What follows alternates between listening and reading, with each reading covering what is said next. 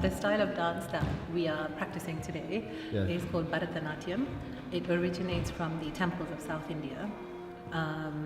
And what we are doing today is essentially having a collaborative practice session, just as we would on a regular daily basis. As you saw the structure today, we started with the traditional warm-up, and that could range from any kind of exercise that you want to show or showcase at that moment in time, and then we lead into a general practice of tradition of the Bharatanatyam structure, and that will be a sequence of movements put together, strung together from the Natya Shastra, which is basically the written language for Bharatanatyam, and then we'll lead on to where the part I mentioned where we were doing a sequence structure of a swara pattern or a kind of a rhythmic pattern that is strung together within a song, and then we kind of demonstrate that with the movements that we've learnt from our syllabus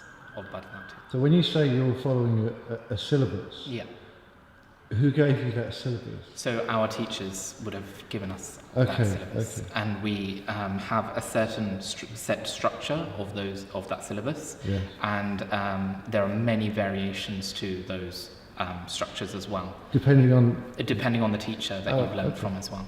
Right. There's slight subtle changes. Some vary quite a lot in terms of the sitting structure. So the base is the Aramandi, which is kind of a turned out position, similar to ballet. Okay. And then we have various structures in terms of standing, jumping, etc., moving around the room. When I'm watching, part of me is thinking of ballet, and it is thinking that this is a classical form. Yes, it is. Yeah. Okay. Yeah. The repetition. What is repetition for you? When I can see that you're very clear about what you want people to do, and the fact that we're here for quite a long time. And can I ask you, what is repetition for you? Yeah, so I think actually the practice is inherently rooted in repetition. So some of the exercises that you will have seen us do today, we have been doing since the first class we ever entered as a toddler, right? So those exercises form the basis or the foundation of all the dance that comes afterwards. So those same set of exercises are repeated every session, every year, every decade, every century, in a dancer's life cycle. And I think what is interesting is with repetition comes familiarity and comfort in what you're doing, and you would have noticed that it's not just comfort in the physical movement, but also comfort in the music, comfort in how the music and the movement combine together, and how genuinely you offer that to the audience and to yourself, and how convincing you are by that medley of movement and music. And when you say that you offer it to the audience, is this dance for show, or can it be social? You know, can everyone just suddenly get up and dance, and do lots of people know the moves? No. So this is actually rooted from the temples itself. Okay. And it was traditional to the temples, were known as Devdasis, who would perform this particular art form to the kings. And that was then later passed on through like I said, a set structure. Rukmani Arundel is the one that actually put that into a syllabus and created a structure and a form for this particular art form and called it Bharatanatyam. Okay. Yeah. And so what you see today is what we have learned from our teachers and gurus, as we call them, and what we attain and what we do also links to devotion as well. So when you think about the music or the actual rhythmic pattern that we portray, that also has a rooted devotion to it as well. So it's not just a set of movements as you would do for a particular contemporary art form. Right. It's more of a traditional rooted art form. And do you have any interest in changing the sequences, does it move forward, or is it about keeping something as it is, or does it develop, I suppose? So particularly as you saw in my session today, we started off with the traditional rhythmic patterns, and then we transformed that or translated that to something that we felt or we evoked in that moment in time.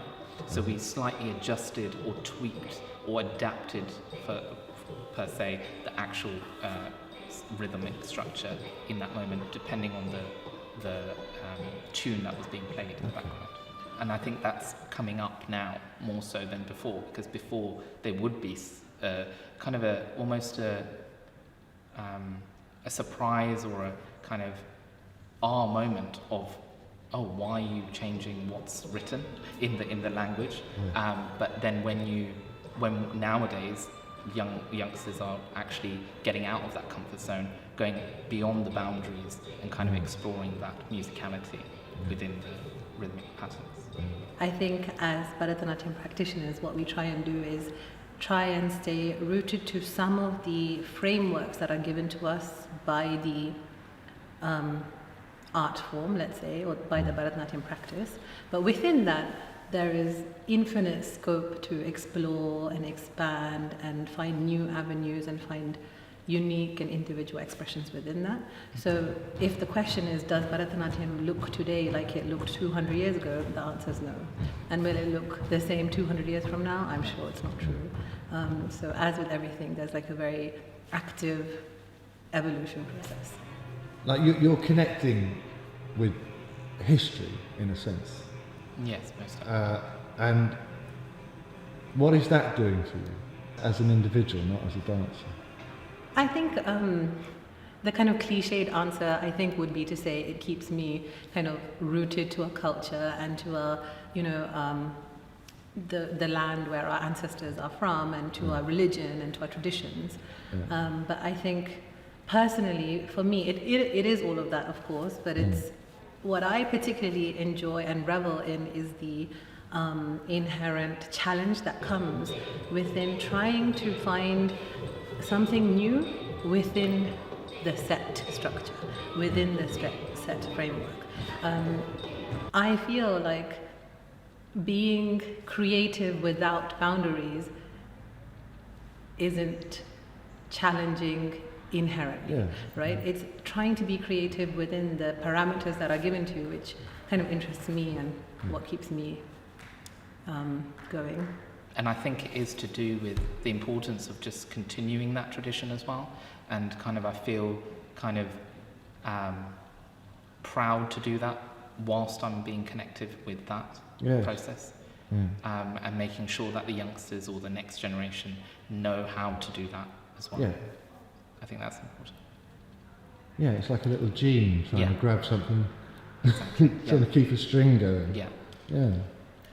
And keep extending that string in different avenues and like what we're seeing today, making sure that we are continuing that, spreading that, congregating to learn that together, because all the students that you saw today have learned from various teachers, and they've learned from various teachers themselves.